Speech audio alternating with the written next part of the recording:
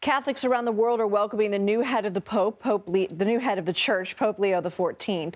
While much has been said about his birthplace of Chicago, he also spent much of his life in Peru and is in fact a dual American-Peruvian citizen. Let's bring in Father John Lydon, who lived in the same community as Pope Leo for 10 years in Peru. They had taught seminary together there and attended Villanova together. Father, thanks for being here. Great to be with you on this joyous occasion. How did it feel seeing your friend on the balcony at St. Peter's Square? Well, it was overwhelming. We lived together 10 years in Peru, and I knew him even before then. It's just overwhelming that somebody you actually lived with would become the head of the church. So it was just a shock too, because no one thought an American could become the Pope for particular reasons.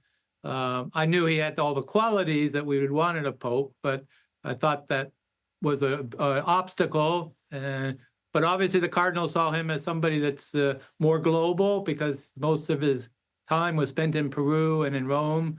So he's not really an American pope. He's the Pope of the Universal Church, who was born in the United States. You said he's got all the qualities. What are some of those that you saw on full display in Peru? Well, we worked very closely together, lived together in the same house. He's very easy person to live with, one who builds bridges, who dialogues, who talks to people from different points of view, very outgoing to the poor, which in those days, this was the 1990s that we were together. The poor were treated very badly in most of Peru. And he was a model of treating them with dignity. In our parish in southern part of Trujillo, which is in northern Peru, but the southern part of the city has a very poor section, and he dedicated a lot of time to the poor.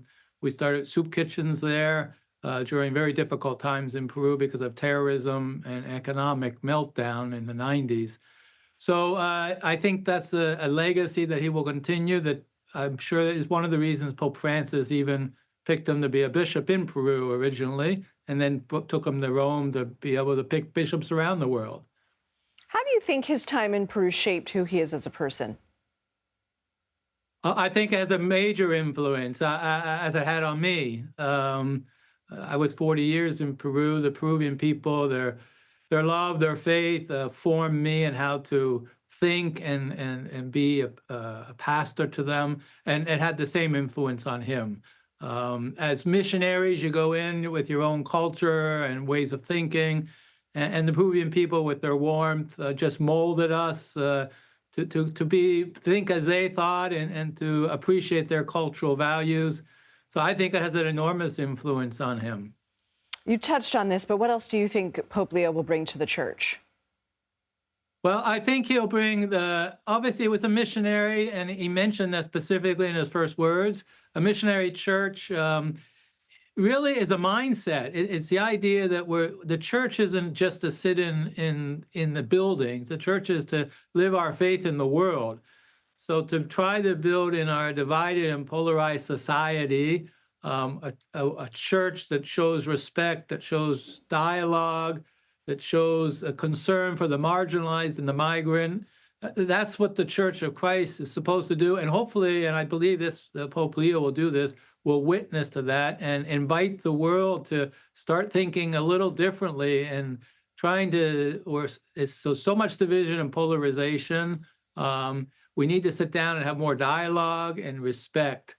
He's a very calming presence, very clear in his way of thinking. He was a math major in college, so he thinks very clearly and expresses himself clearly, which many will be happy about. Father John Lydon, thank you for your time and for sharing that with us. Yeah, real pleasure to be with you here, and God bless you.